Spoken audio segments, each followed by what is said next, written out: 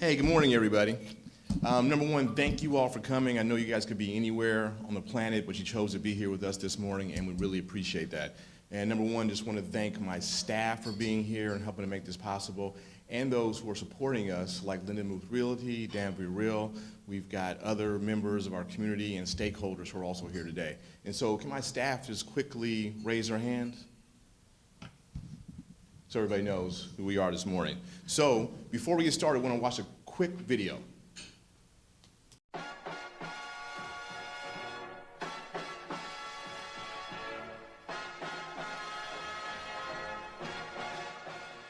I'm Scott Benson, Detroit City Councilman for the 3rd District. As a Detroit resident for over 25 years, I know the greatness and the glory of Detroit. As a former military officer, I also know the value of leadership, dedication to duty, and as a community developer, I understand the power of working with the community to get results. I was elected to this job 3.5 years ago with a clear focus on creating job opportunities for our citizens, improving public safety, getting tough on blight removal, and for building a sense of community in our neighborhoods. I have taken these goals very seriously, and I am proud of the progress getting the 3rd District back on track and putting the 3rd District back to work. To date, my efforts have generated over 1,000 jobs and $150 million of development in our neighborhoods, which until now was the most underserved and underinvested areas in the city. On the public safety front, I helped negotiate bringing over $100 million of investment in public safety, which includes pay raises, modernizing the vehicle fleets, body cameras, and revitalizing the CB radio patrols for our community. Our neighborhoods will no longer be a pornographer's paradise. I've led the fight against ultra-violent strip clubs, and I am fighting against illegal medical marijuana care centers, both of which must operate within the parameters of the law if they wish to remain in our community. I've made blight removal a top priority, demolishing over 2,000 homes in our district alone to make the streets safer for our children walking to school. Citywide, my council committee has authorized the demolition of 10,000 homes. This is how we bring Detroit back and make it better than ever. This also means going green and making our city more environmentally friendly. Thanks to my Green Task Force and new programs that I initiated, we've brought a free recycling bin to the entire city, which has helped push recycling participation to a record high. Of course, our city's comeback won't be complete without making sure community voices are always heard on key issues. Protecting and respecting our seniors and supporting the youth with opportunities to reach their full potential. This is how I am making it happen in the 3rd District.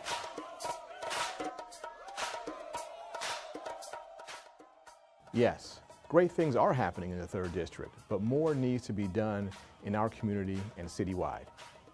Every resident deserves affordable access to water. We need to be more innovative and thoughtful in seeking out new development and job opportunities, such as the revitalizing the city airport. We must protect our historic cultural institutions and our legacy by creating a dedicated revenue stream for the Charles H. Wright Museum of African American History. And we must continue to support and train our youth to ensure they are best positioned to take advantage of all the great opportunities coming to Detroit. These are the issues and priorities I continue to work on every day, even as I work on being a better man, leader, and steward of the community. Most importantly, I will not rest until every 3rd District resident has the resources, environment, and support they need to live their best life, and our district is a community where families invest, grow roots, and thrive. My name is Scott Benson, and it is my honor and privilege to work with you and for you. Remember, residency has its privileges. All right. So let's just some of the things that we're really proud of that we've been able to do and some of our accomplishments. But some of the things that we're really the most proud of are going to be Flexingate, and we briefly talked about that. It's going to be the jobs that we've been able to create in the 3rd District, and it's going to be the community benefits ordinance that we were able to have approved in 2016 by the voters.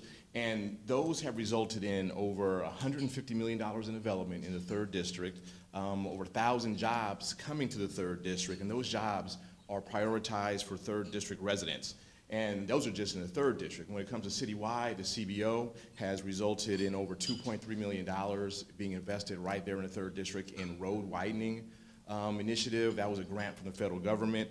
We've seen 6 CBO processes to date that have gone through the CBO process, and that's been about $2.4 billion of development and tax revenue coming back to the city of Detroit, and over 29 weeks of staff time being dedicated to community voices being heard and direct negotiations with developers. And those are some of the things that we're excited about. Now, given this audience, I know that we've had some conversations about Airbnb and what that means moving forward. And many times, cities have to catch up to technology or new trends, and that's a direct result in what you've seen with the Airbnb. But what we need to realize is that we have to prioritize the health of our neighborhoods. And while the language could have been a little clearer, we're going to work on that, but we don't anticipate seeing anything regarding Airbnb or language until after the budget session.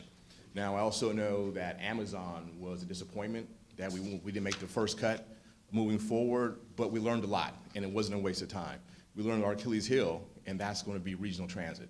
And so to become competitive as a region, we have to be prepared to implement and initiate a regional transit authority. And that's something that I'm hoping that the regional leaders, i.e. our mayor, our Wayne County executive, Oakland County, Macomb County execs, can get together and get something on the ballot.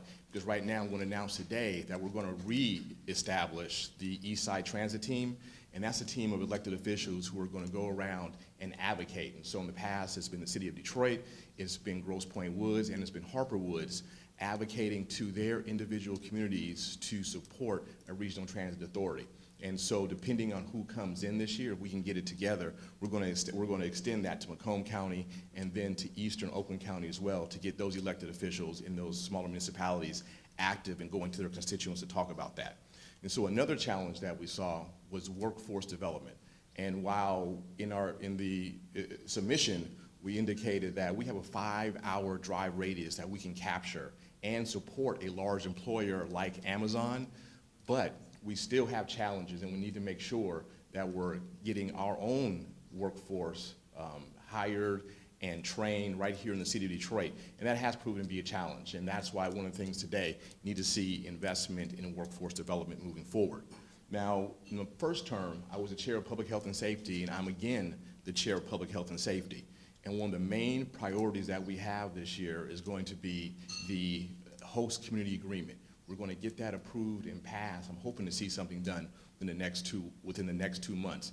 And that's very important. And many of you know US Ecology, which is in the city of Detroit and directly abuts the 3rd District, houses and processes industrial waste. And so what you have are many of our residents who are really concerned, and rightfully concerned, about what goes on there and how it impacts their health, their families, and their property values.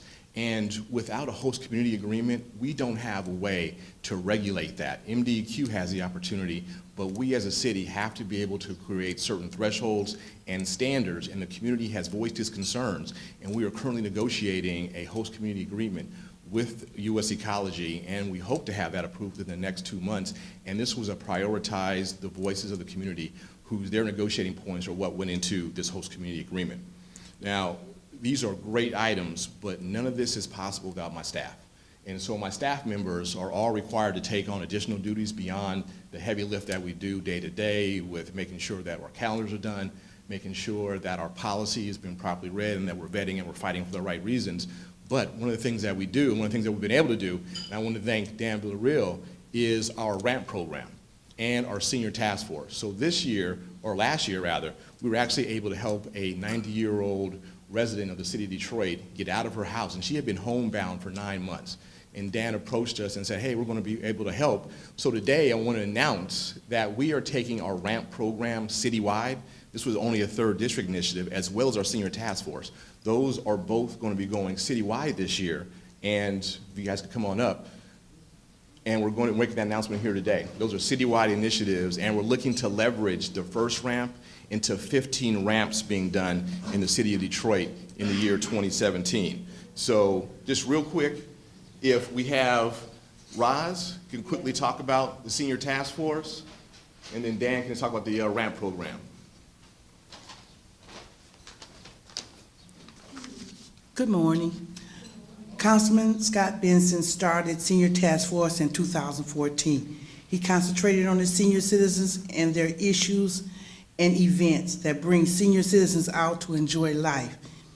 He created outings like Zoo Day, Movie with Benson, Bingo with Scott Benson, and Marshmallow Drop Day that brings both senior citizens and children out of all ages. 2016, he started the ramp for the disability. He's always looking for people and businesses that were willing to help improve Detroit to work with him. Thank you and have a great day. Roz, thank you for that.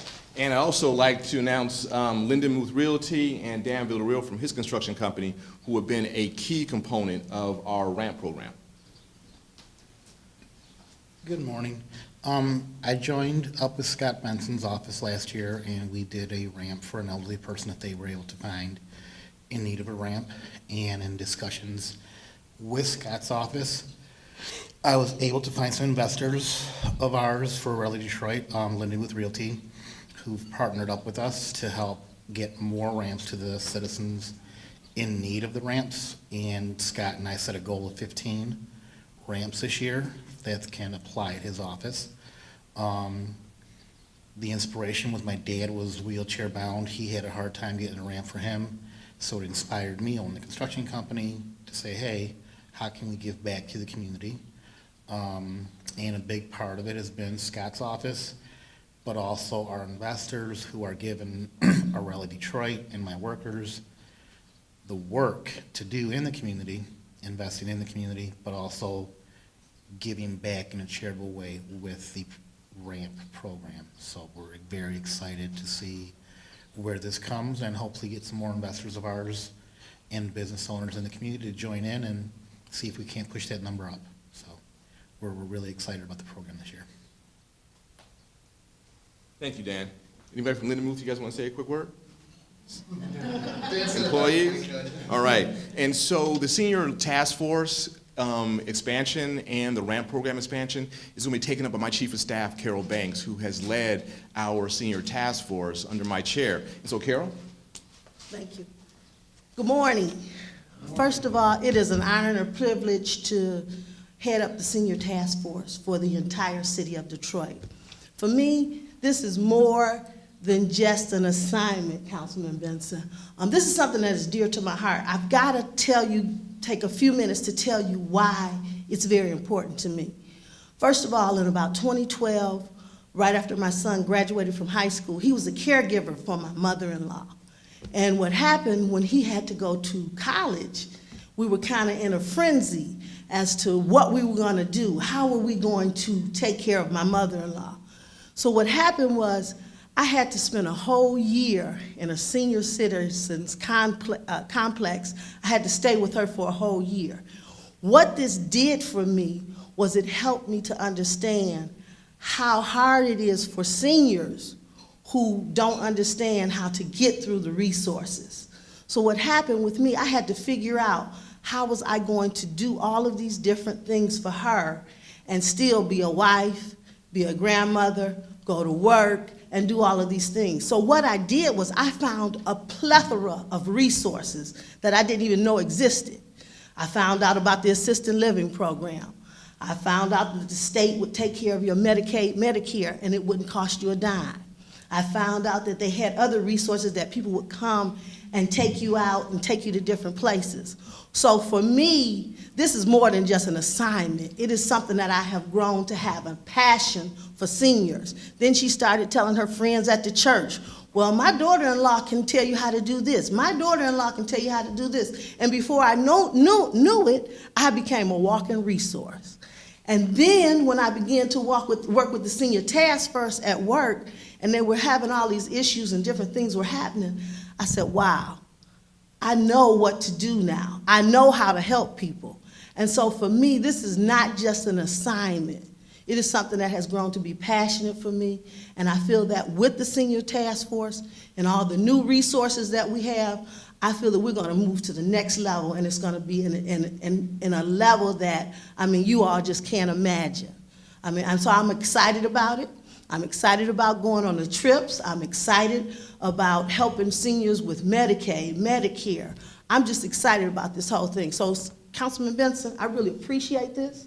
I appreciate you giving me this assignment, along with all the other assignments I have. But I'm gonna tell you this one is going to be the fun assignment. I'm excited working with the RAMP program, and I'm gonna tell you now, not only the RAMP program, but I've been listening to people.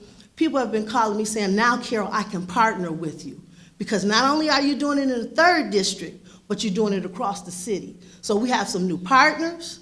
So there are gonna be some great things happening out of the senior program. So again, I thank you, Councilman Benson. Again, this is an honor and a privilege, and we're gonna make a good run with this. All right. Thank you. All right. Thank you, Carol. And so you're going to be seeing Carol this year out and about and actually going out and talking to people and trying to get more seniors. And so we're going to be going door to door doing initiatives of that nature, going out with our seniors and continuing on with those activities and initiatives for our seniors. And so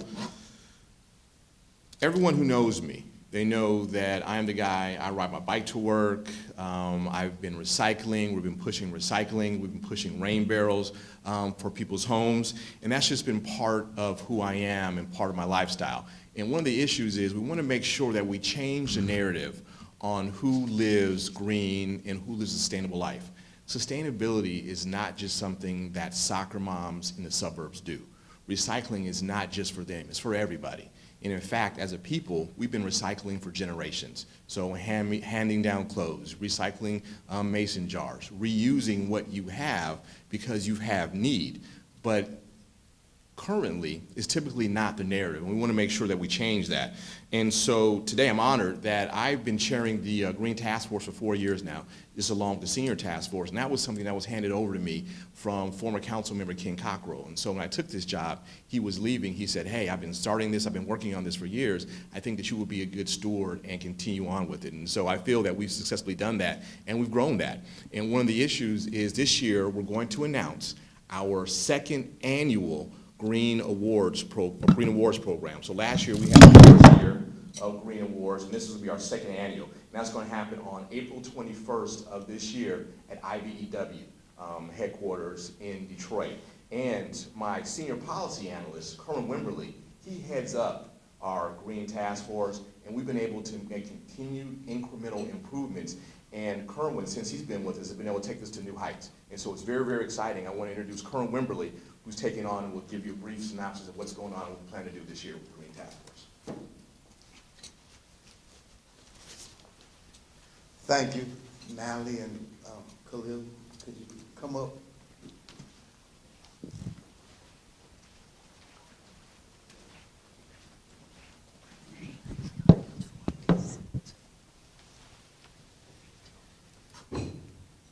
As he stated, I'm Kerwin Wimberly, and I'm the director of the Detroit City Council Green Task Force, which is chaired by Councilman Scott Benson. The Green Task Force is composed of practitioners that comes from advocacy groups, government officials, industry representatives, foundation, residents of the city of Detroit, and their main focus is to make Detroit a sustainable and resilient city. The task force, we have 5 subcommittees, and I have 2 chair people of the subcommittees here with me today. Natalie Jacobs, who is over waste and recycling, and also Khalil Ladgan, who's over water. We also have renewable energy, organic recycling, which is composting, and climate control. The task force responsibility is to advise City Council on practices and procedures and principles of sustainability. The Green Task Force has taken on responsibility of educating the public. We've done this with working hand in hand with Green Living Science and Zero Waste, of going to the communities, educating people about recycling and sustainability. We've also sponsored PSAs that's been on radio and television to promote recycling. And from that, we've changed our recycling, household recycling from at 1.4% to now 25.5%. And we had a goal of 20% last year, and we were in the teens. And through our efforts of working diligently We met our 20% goal, and now we're at 25, and our new goal is 30% for all households in the city of Detroit recycling. We still have a lot of work to do, but we are on the right track. We've also worked with Human Resource Department, so all new employees that's coming in, they will get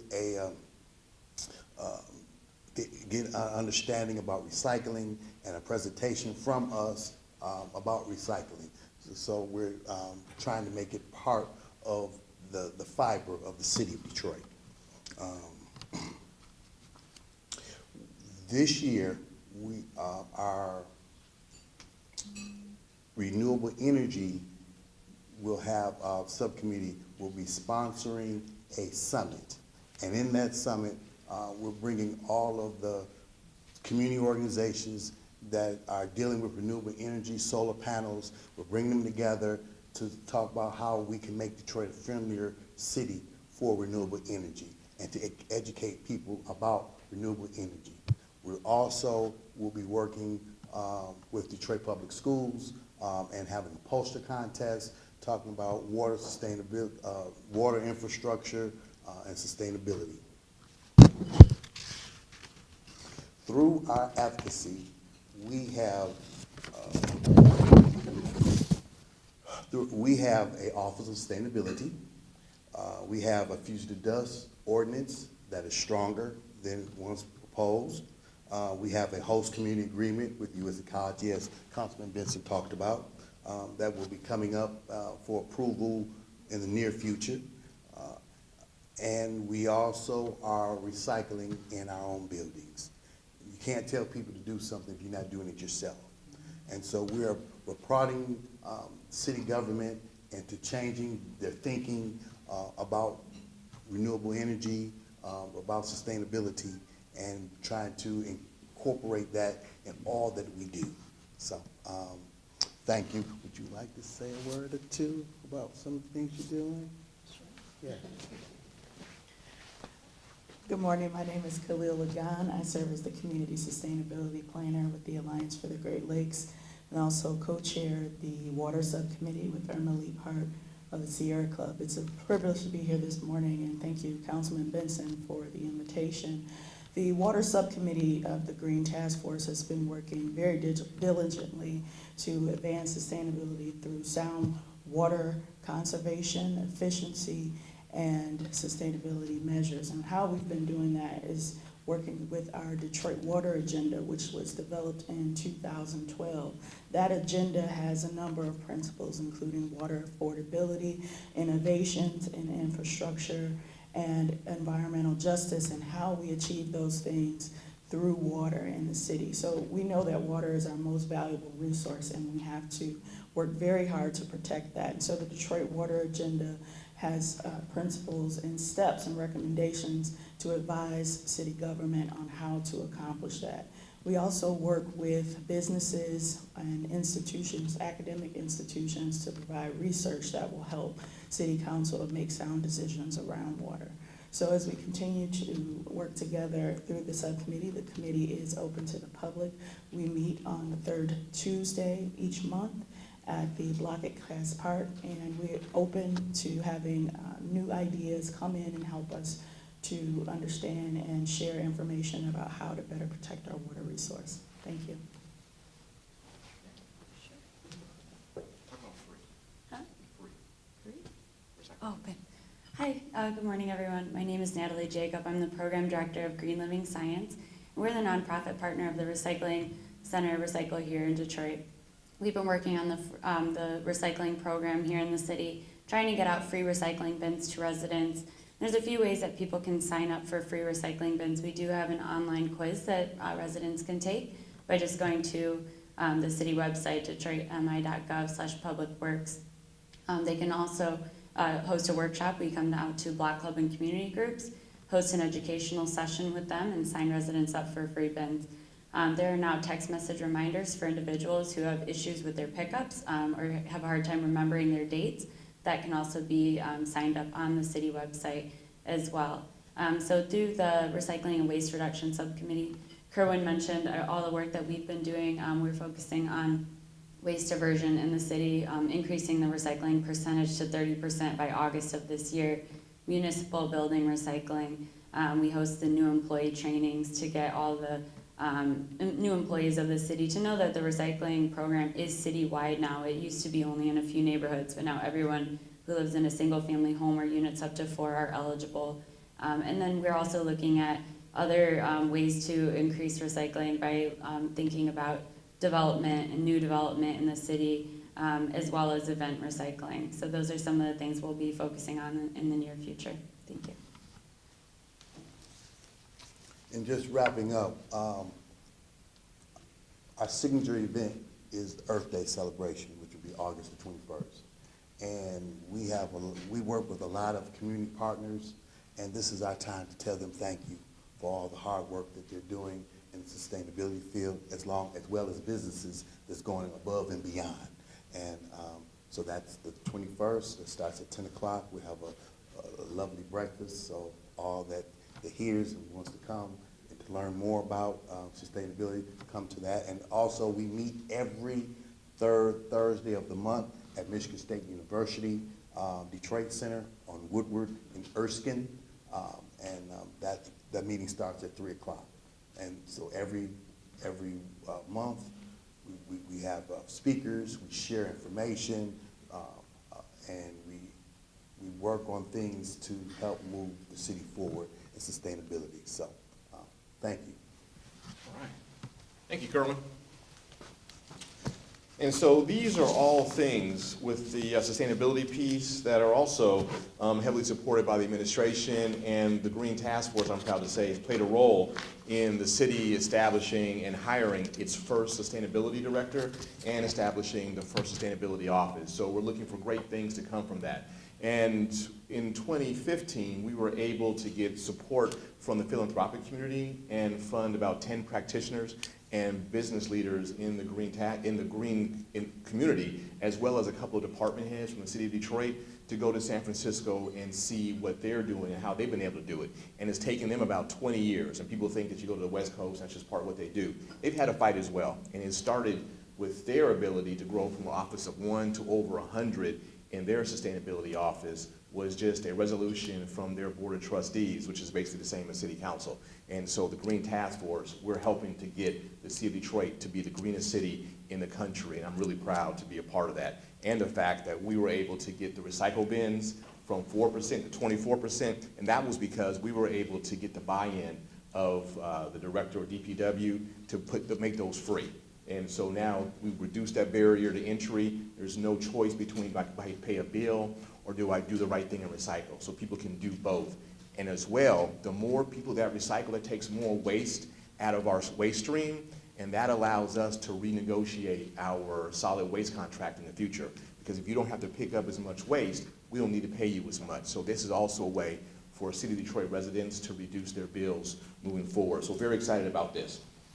So, and today, one reason that we're here and then we're wrapping up early is because the budget is going to be announced today. So I really want to get to that because that's very important and critical. And so as many of you know, earlier this year, I wrote an op-ed and I laid out my plan for 50-40. And that's a poverty reduction city of opportunity initiative. And so I want to see a 50% reduction in poverty by the year 2040. Now, if you look at other cities, Philadelphia, 26% poverty rate. Charlotte, North Carolina, 17% poverty rate. Or then you look at Detroit, 36% poverty rate. That's egregious. When I moved here in 1992, the city of Detroit was about a 40% poverty rate. We're now at 36%. So now we're looking at moving the city in the right direction, but it's been taking decades. We want to see something done, a percent a year. So by the year 2040, we want to cut that in half. And so what we're going to be doing is making sure that today, when the budget announcement, everything that comes out of that, I want to make sure it passes the lens of poverty reduction. How does the investment of the city of Detroit lead to the quality of life improvement and reduction of poverty for our citizens? And so you may ask, what does that look like? So that's going to be workforce development. It's going to be, for me, the city airport and the 0% home loan.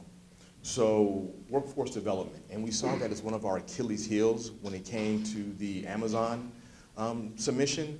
We need to make sure that we're investing in our workforce right here in the city of Detroit. In the past, we did workforce development, but we weren't doing it strategic and we weren't doing it very thoughtfully. You would train people for jobs in industries that were dying or no longer existed. Now, the city's prioritizing the tech industry, the medical field, as well as skilled trades. And many of you have written and know that we're not able to support the amount of development with our skilled trades residents living right here. And so we need to make sure that our youth that are coming out of high school are prepared to take on those jobs. And that's part of our workforce development. That's part of us being strategic and making sure our residents are ready to go. So when it comes to City Airport, this is a $500 million asset that's been neglected for decades. Deferred maintenance and lack of investment has been basically benign neglect, and you can see the deterioration over the years. This asset has the ability to be a huge economic development engine. If you look at what Pontiac has done, that airport runs in the black, and it is heavily used, and they're able to generate revenue and trips from that. We now have casinos, we now have 4 sports teams, a brand new arena downtown. We are the second, as per Lonely Planet, city in the world to go visit. We need to be able to get people directly into Detroit, get them in our city, get them to spend money, and get them out. In addition, we need to be able to leverage that airport into jobs, into job training. We have the aerospace industry. We actually are building rockets right here in the 3rd District through Futuramic that are going to be going to Mars in the next 30 years. They are looking for places to do testing, and we need to make sure we're leveraging the city airport. So we've got to be able to provide investment there. And that's one of the things I'm looking for. And then last but not least, many of you know the ability to invest in your home, it helps create wealth. Americans have their wealth in their homes, and your inability to do that, it helps keep you in poverty. So the 0% interest home loan program that the city of Detroit has established ensures that Detroiters have access to credit and to capital.